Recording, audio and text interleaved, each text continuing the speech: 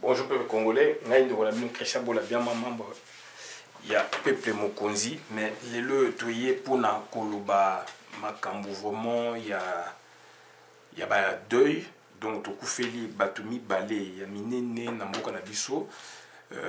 ba grands artistes totangi donc papa Simaro Lutumba et puis na professeur Liolo, professeur Liolo, donc Azali directeur, il y a un supérieur donc des arts,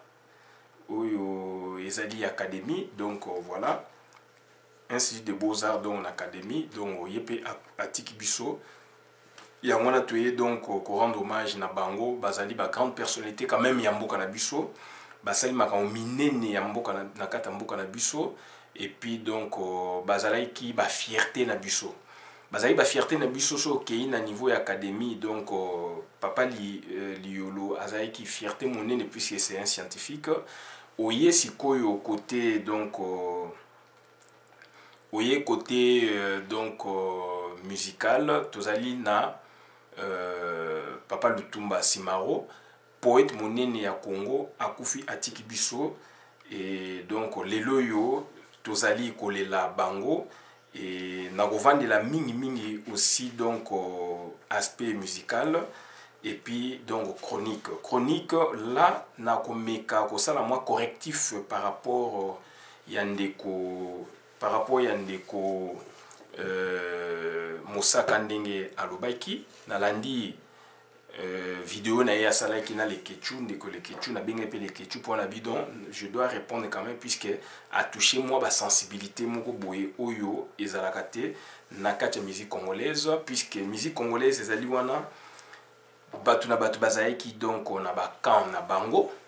na kati musique congolaise de l'intérieur tozali ko apprécier presque ba orchestre nyoso de l'extérieur les loyo to comme quoi apprécier ba orchestre nyoso mais de l'intérieur tozali divisé. Alors à l'époque il y a plus de 30 ans de l'intérieur on était unis de l'extérieur unis mais maintenant c'est le contraire de l'extérieur on est unis puisque on défend l'identité musicale congolaise mais de l'extérieur de l'intérieur on est divisé il y a des clans il y a des ceci cela. Et donc vague wana tokolo ba mingi wenge mutoyi nango mais avant cela tozalaki nango te.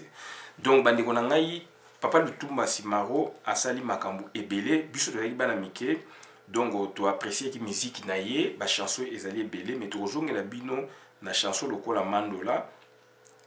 ezali chanson oyo et bersaki biso chanson oyo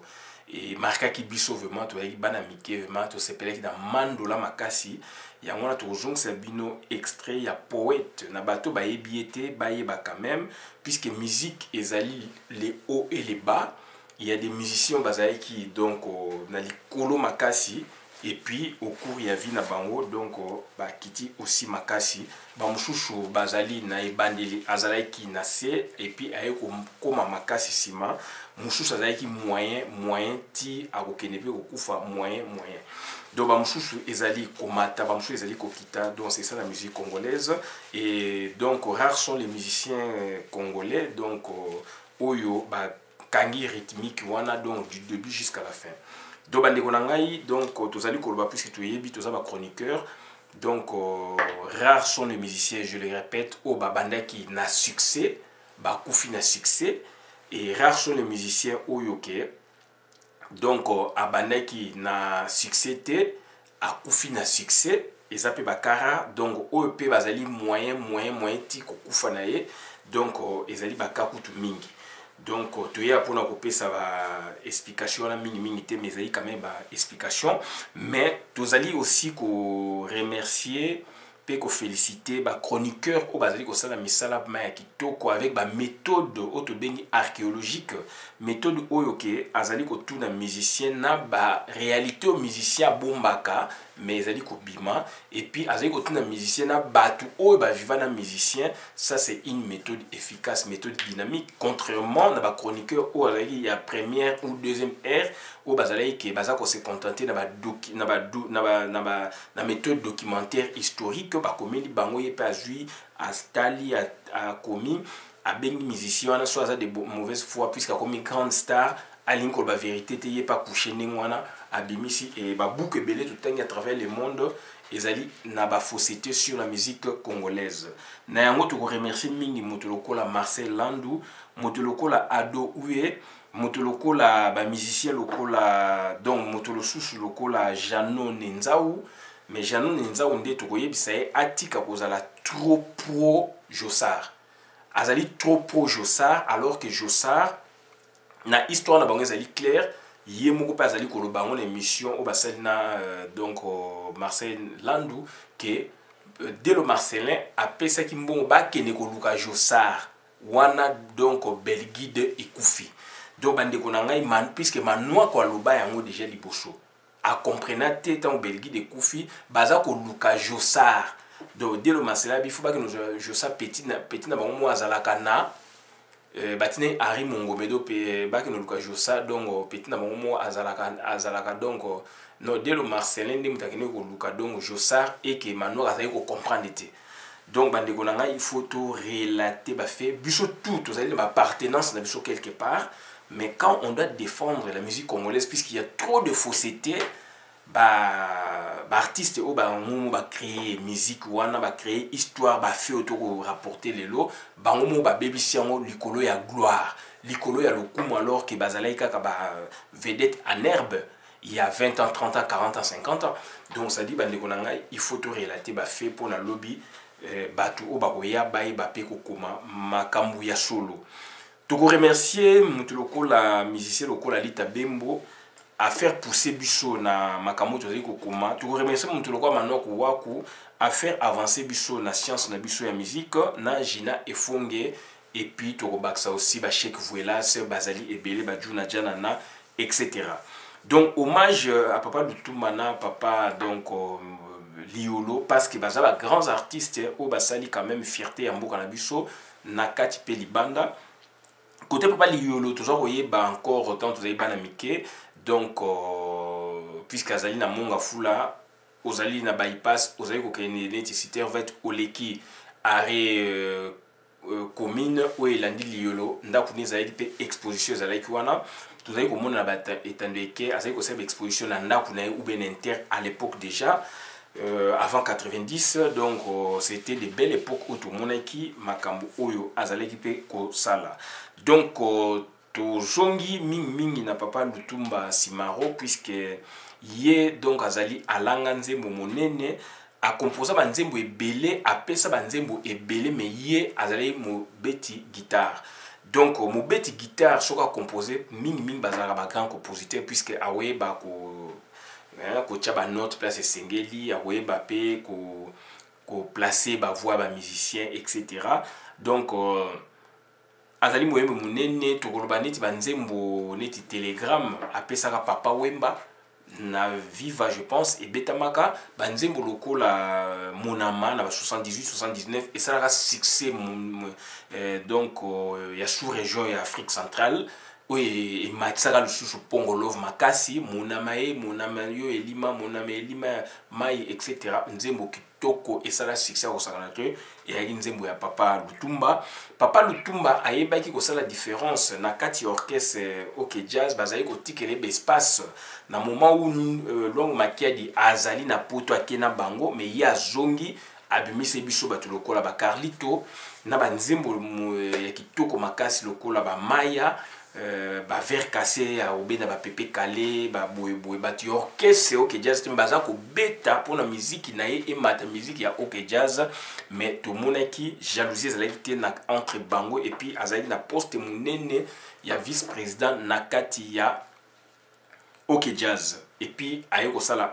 bana OK na baninga oyaye donc lelo atikeli orchestre na Manda chante atike orchestre na Manda chante puisque c'est un visionnaire biso to sepel nelo kona puisque il a équipé donc ba idée to zali donc pour na ko faire renaître ba orchestre oyo ya biso akala puisque ba orchestre mingi ezali ko kufa ndengwana mais du moins lui de son vivant a monique leki oyo esengeli akumela orchestre o akumela nde donc école oyo OK jazz puisque tokoloba donc ba makoso bazali wana ba joski bazali ba missie ya bana OK ou ya OK jazz akala bazali mais pourquoi poni bango ta poni elenge Manda chante puisque manda chante azali elenge, manda chante pe atosiye évidemment. Donc manda chante batikeli mukumana pona a pérenniser, à continuer école OK Jazz, puisque école African Jazz continuation on ezali na papa Bombenga na Michel Nkunka. Donc bazali wana bazali ko pérenniser donc école African Jazz et single école OK Jazz aussi ou bana OK, donc bana OK bimi na kata OK Jazz, donc ezala aussi na lignée na yango, mais jeune wana manda chanta wuti na Wenge, clan Wenge. Donc ça dit fusion wana, mixage wana, en tout cas ezali vraiment secret ya poète apona qui est parmi tant d'autres jeunes ope bazali pe ko landa bazali pe ko sepia naye. Pourquoi tikaki orchestre nante na Mukumba et pas ya Félix Wazekwa par exemple? Pourquoi pas tiki yango et pas ya Denis Boué par exemple? Mais aponi na manda chante et puis il y a aussi ba musicien oyaye que amoni bozana moins c'était bozana étoilité bango baleke netando eke balobi mais aponi manda chante. Donc liloba ya vie aloba ki amonaki, donc c'est pour faire pérenniser l'orchestre et la lignée, donc l'école OK Jazz. Donc idée on a apprécié qu'on ma casse bah tu vas comprendre, mais les lots et là qui puisque manda chante a commis héritier présomptif musical yaye papa nando héritier au parmi des milliers OEP ya OK Jazz, OEP école boy songolo pakala ba beta nae ou pas ba jeune comme ba vieux habité yo manda niveau ozo mukumba wana. Donc yangwana mato yebisi na manda donc azali na mukumba monene o batikelier et singeli vraiment acha encore travail na eli boso ndenga azali ko tsala yango, donc a continuer ndengwana. Toye mingi na deuxième partie na biso pour corriger un peu, ko répondre c'est trop dit mais ko corriger ba dire ou ba parole oyo ndeko Mosaka alobi, puisque biloko oyo alobi eza ba sensibilité, ezali biloko oyo ezali ko déranger quand même ba sensibilité musu, puisque toyebi quand même une réalité. To landi nenga alobi ke papa Wemba donc yemta salaki isifi to ko démontrer ezali papa Wemba te, donc azali ko confondre donc ekoti ya moniere na ekoti ya molokai, et puis donc voilà, donc partant to développer moi muke ndeko Mosaka osalaka ba chronique na kitoko ozali grand parolier mutu mo ko discuter nango ezali te ezali donc oba pesio, mais donc na moni osali émission na ndeke le kechu na yebseki ndeke le kechu na bengaki ke na ko répondre na ko corriger maloba oyo donc Mosaka sali, puisque musique congolaise tout tcha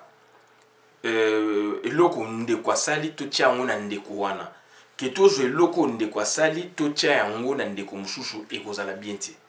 ekozala bien te, puisque yango na ezo mema biso na ba désordre yango na donc ezo boma histoire na biso yango na histoire wana journaliste o azali présidente, chroniqueur aza présidente, écrivain journaliste et chroniqueur aza présidente akokoma n'importe quoi, puisque vedette songolo pakala alobi ou alobaki, puisque comme vedette internationale, alors que la réalité ezali mususu.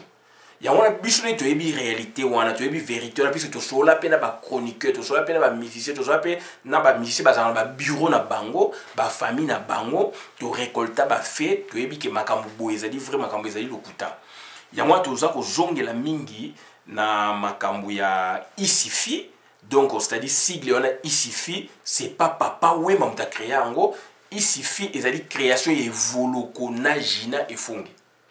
Jina et fonga outu ko zonge lango, isifi, il y a deux isifi. Mais isifi, ezali d'abord, orchestre, donc,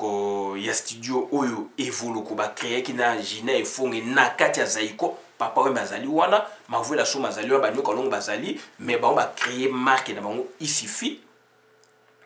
ba sali pe ba matérialiser on pe na disque on va bengi de bambongo et volo ka yembele ya na ye et ne na ye de bambongo et jina ben ayemba ki mamale na kati na bango mutazali ko sala skoyo, donc ko réguler ba voix na bango c'était bozi na mais musicien nanu ya zaikoti toyo kana malamu. Tout le monde donc c'est très important, c'est une belle histoire, mais batu baye ba ngote puisque batu ba ligne kolobati et puis ba journaliste bazo ça les forte ba kota na mozindo ba sala archéologie, méthode archéologique neti ndeko Marcel Lando azali ko sala, ndeko Ado Ouye azali ko sala, donc nandeko aussi Jean Nenzao ngai pe na za méthode wana tout ça ba sensibilité na biso, mais tout ça quand même prudent, tout ça makampo na batu lobby ba rapporter yango ba koma yango na ndenge ya bien. Bon monte be mission na ndenge bimi lelo et donc et remettre en cause un peu quelque part ba vérité ezali na musique congolaise. Boza ko remarquer ngote bola na ndeko Ado Ouye, bola na ndeko Marcel Landu et puis ndeko Jean Nenzao. Bien que nanga ipe na ba tous belé na malgré tout ça moi ba erreur na biso. Donc voilà, donc chroniqueur Mounen aussi, donc avec la Suisse, François Moukoune Moussungai, il aussi azali chroniqueur, après ça a fait ma contribution naïe. Voilà, donc il peut se bolandi, il peut accompagner sa vie, la vérité, oh il y a musique congolaise, puisque il y a azali beaucoup plus zaïko, il suffit langa, donc tout ça langa star, tout ça n'a même lignée. Papa oui m'a moutapé ça comme il y a zaïko ti, mais papa oui m'a appelé ça comme il y a langa. Donc on doit dire la vérité, puisque biloko est vendu trop, le côté vendu trop. Ndeko donc Moussaka,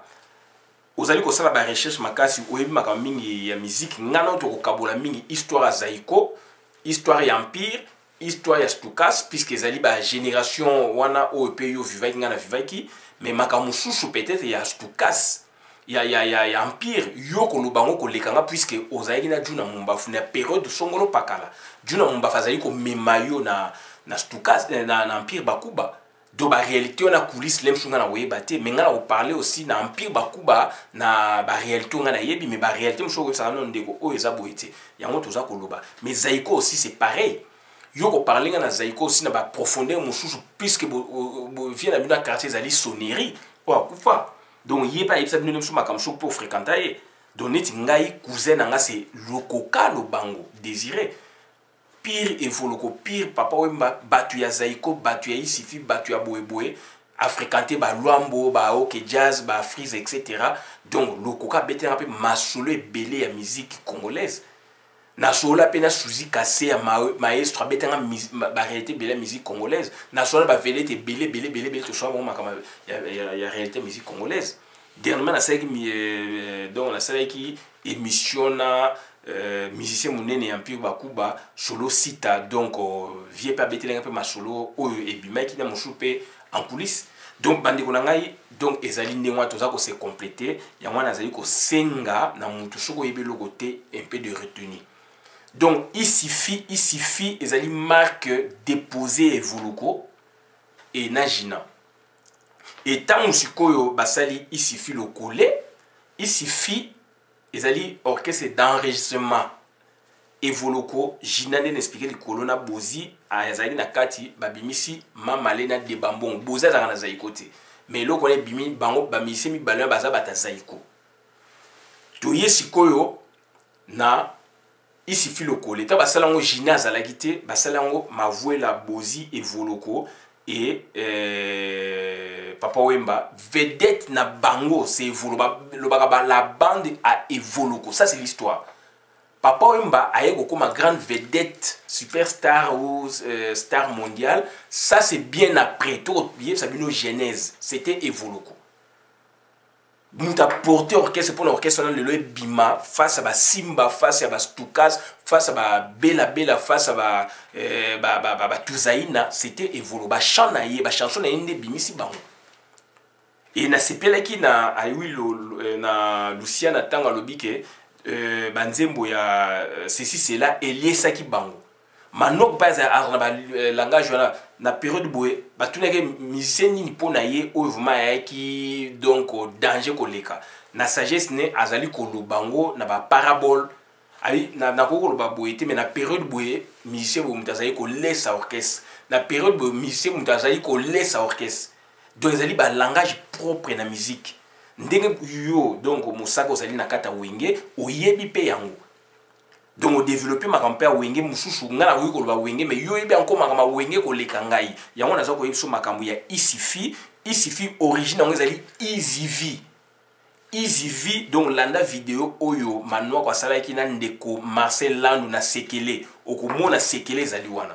Easy V ezali mwana ya dépôt bar ba fanatique ya Zaiko original. Dépôt bar obiso to yebaki à moins que échanger pour nga na d'origine mwana ya Dendal Kasavubu ezali côte à côte na donc église Saint-Joseph sur Victoire. Dépôt bar obiso to yebaki ngwana nasi ezali wana dongo ezali famille ya bakamba kamuzunga o azali jidoka monene ya Geda akufa na poto mwana poto. Donc et pas na bon certainement ndeko na ye nde mutu abimisa komo ya Easy V. Easy V mais Easy V donc Easy V ezali dérivé ya Easy V. Aza ko loba nini nde manwa ko lobi abina Zaiko ne bozali na Easy V. Donc Easy V donc ba Easy V evoloko azala na chant manwaku azala na sima na guitare donc batu nyonso tu lai lai. Ça y est, il faut qu'on rappelle baninga bo inventer makamute papa wemba zalaki mais on parle de manwaku na sima et evoloko l'air leader superstar de so ba mbale bazali donc evoloko azali kuna batu nyonso tu lai lai. Donc Easy V yango yo eko bimisa Easy V ya bengaki Easy V et qui slogan et qui façon de s'exprimer hein? Donc voilà cri de guerre naie et comment qui se copie cri de guerre il y a evoloko Gina par exemple et ba bengango Easy V et ba Easy V skoyo et qui ba Gina ba evoloko ba papa wemba batu wana attaque Easy V mais Easy V et outi kotokuna mais ce qu'on a copé sa combo Institut de savoir de formation des idoles et pour Institut de savoir des idoles pour la formation des idoles ezali création ya evolokona Gina efonge wana e bimi déjà Easy V bimi onabi ya likolo et puis Easy V ya ba symbolique nango ezali donc na ba artifice nango so to se comprendre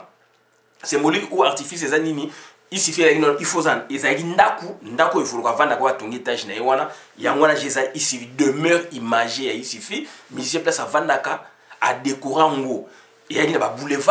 boulevard papa ba chanson ya zaiko bimisa comme ça boulevard Mbea boulevard Mondo boulevard boy asali pe mission ezali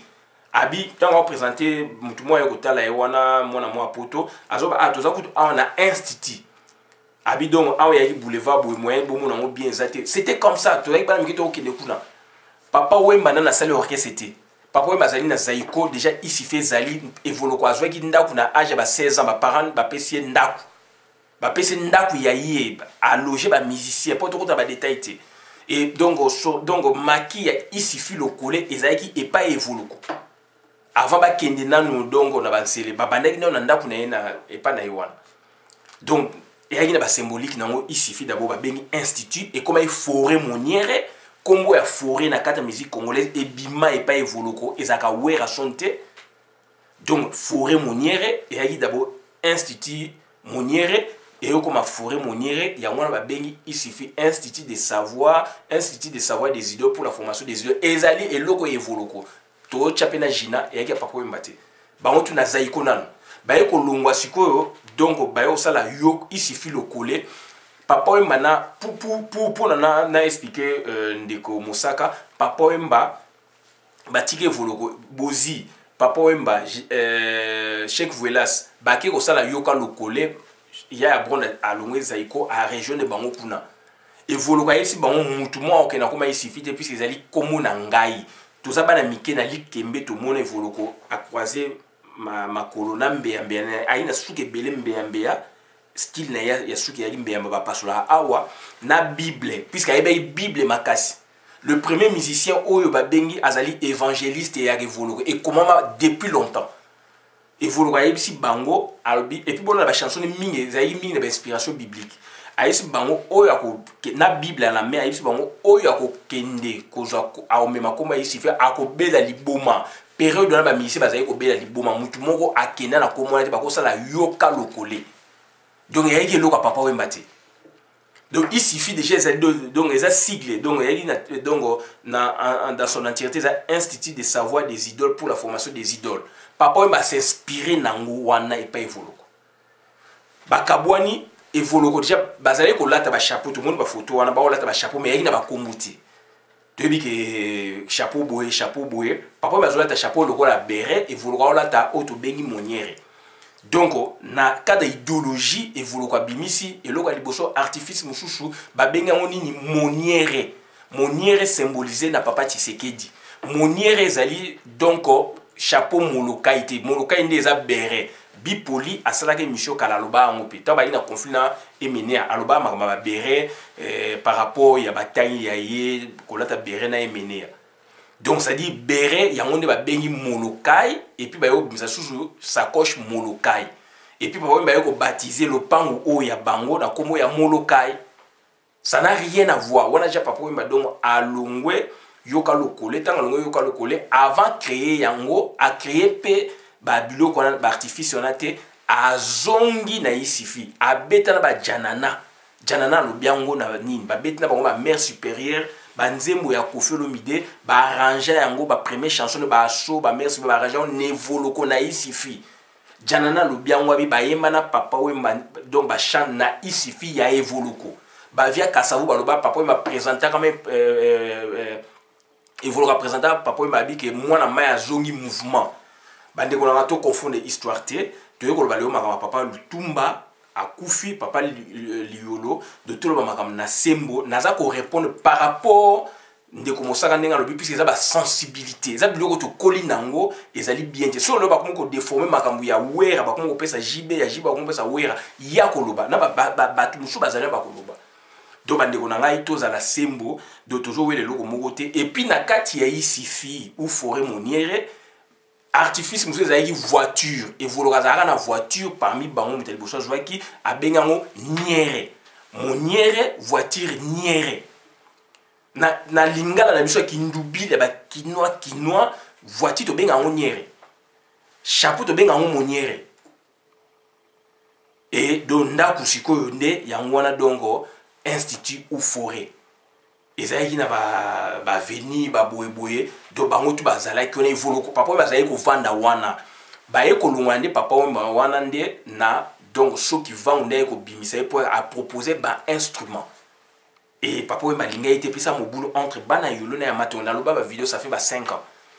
Donc il suffit muta créer un papa we mbaté et puis molokai chapeau molokai ça n'a rien à voir na chapeau moniere ezali oyo papa Tshisekedi azali kolata molokai ezande beret et puis ça ba époque différente nana s'inspirer na muninga nana za précurseur nana copier muninga c'est papa mba qui a copié sur evoloko puisque auta na institut auta na forêt donc avant de pas evoloko et puis ba bloko wana ezali e bolanda te vedette a comme vedette musicien a comme vedette internationale a comme koloba puisque alinga beb sa histoire a lingo la vérité te et batumi basa kolanda biloko wana do yango bere je vous comprends boza koloba biloko il suffit ezali marque déposée ya evoloko et il faut citer Gina et Fonge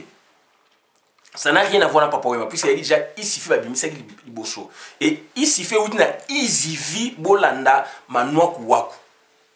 et Gina et Fonge alobi on a il suffit et puis voloko donc même balita bembo bagabi lita lo sikia mane bazali ko ya wana puisque le premier musicien o batikela ki lo pangu oyo azali ko yamba baninga ko héberger pe ba musicien orchestre tout ça ezali nde evoloko après ya nde lita bembo on a 73 ba parents ba kelu machi batikeli donc il fallait bloquer pour au sala ba idéologie peu bima il faut ba parents batikelo lo pangu donc batiki lo pangu lita bembo atikela na sima akomi donc ko loger ko héberger batu na epo papa na bango azali commissaire sous-régional na Lubumbashi. Donc molokai et après ça n'a rien à voir. Ça n'a rien à voir molokai et après il suffit donc ndako evoloko ou institut ba on peut forer et puis donc et après il tonne na 20 mai et pas ali tabemo tokenda pe kuna. Donc ça polémique te to wana donc to suka awa na nzembo ya mandola nzembo o ebersa biso to bana mike to landa ngo vraiment le yembo kitoko vraiment ya papa sima o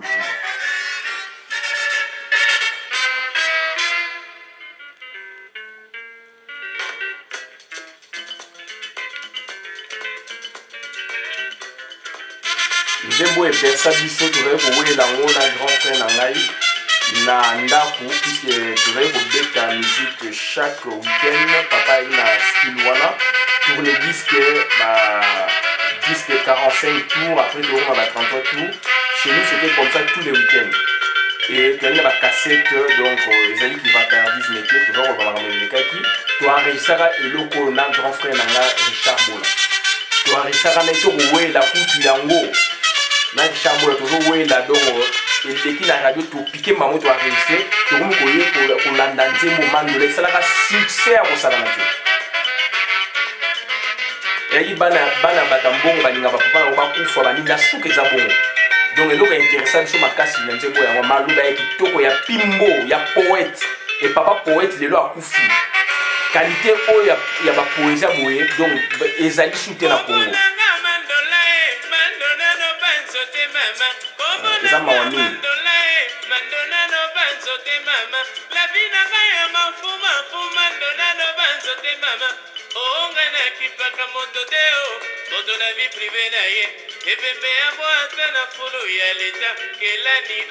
lelanga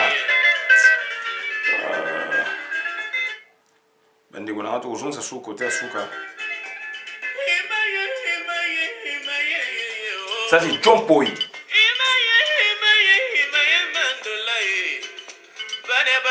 voilà yango batikana na bomengo nyonso ya famille bango baheritier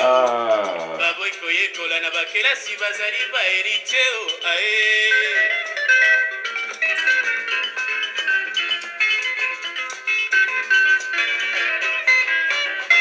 biloko ya mokili bizali nde ya biso te tozali bagérant nyonso tokosomba se mpo na bana bafamille koyepai yo liyaka ya yo ntango ozali bomo ilobi bakowela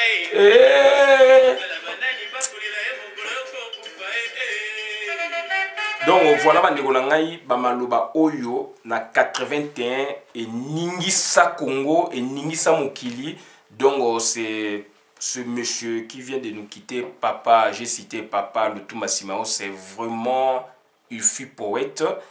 et yemoko abi azalaki peintre ya vie ya batu donc voilà biso tozali maloba wana bimisaki to abana mike dongo et ça extraordinaire voilà donc eyaki hommage ya papa Lutumba hommage ya papa Liolo baartiste minene ya Congo bakufi et puis toyo pesa correctif na eloko oyo ndeko Mosaka asalaka mosala ni malamu mais toyo ko comprendre que alobi makambo oyo ezali na nzela te sengeli tozongisa yango puisque makambo yevulu kwa sali mingi na musique congolaise batia yango na papa Wemba papa Wemba nde akopie nde evoluko donc bandeko na ngai il faut koyeba biloko wana puisque na ba makambo Molokai oui Molokai mondialement connu mais Molokai a s'inspiré wapi bakosi bino ke donc li biloko ya donc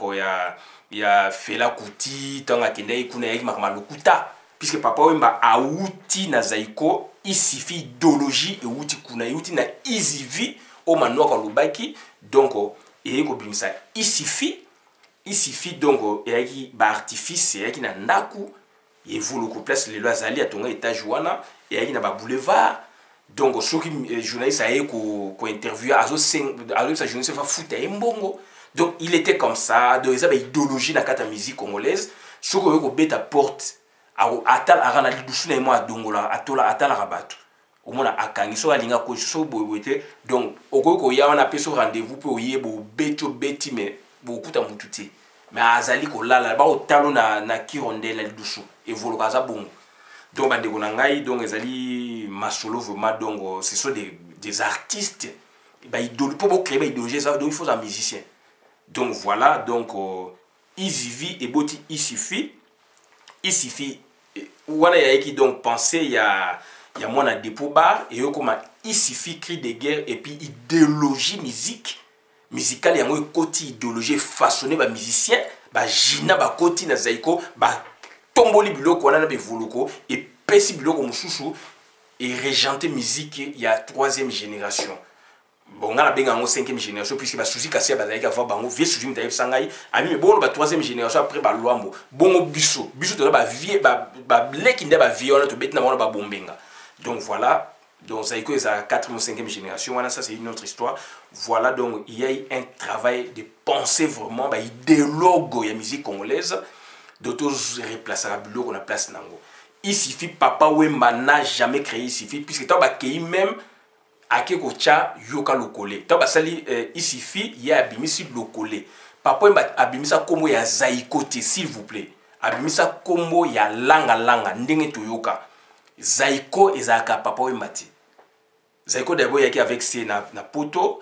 ko ka et ko bima après ça sont des fondateurs mais langa c'est Papa Wemba. Donc on décommensaka il faut hein donc au jong ça bloc on a place nango. Il suffit ça n'a rien à voir avec Papa Wemba et bimi na Zaïko Papa Wemba bazali wana il suffit bimi basali deux chansons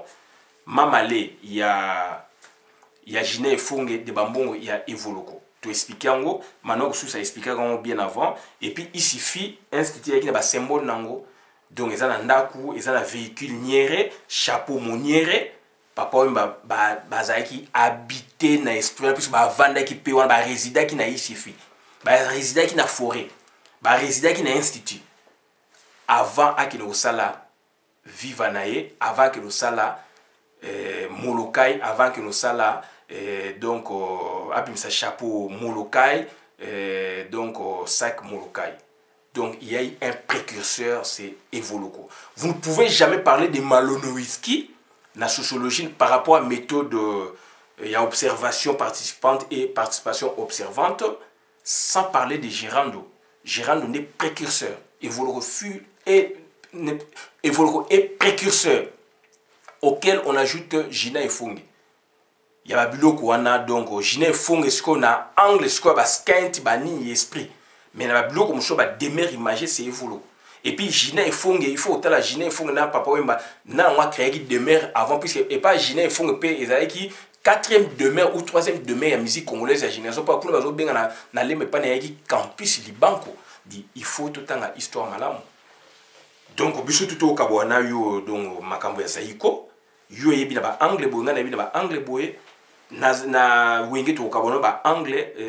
ba source yo yebi boye na yebi yo yebi encore mieux nit ngana so ma Zaïko na ya Zaïko yepo kwa na yebi encore mieux ba isifi ya ba boye ba niere moniere boye moniere na molokai chapeau molokai zanding mote. Donc merci. Hommage à Papa Lutumba na Papa Liolo. Merci.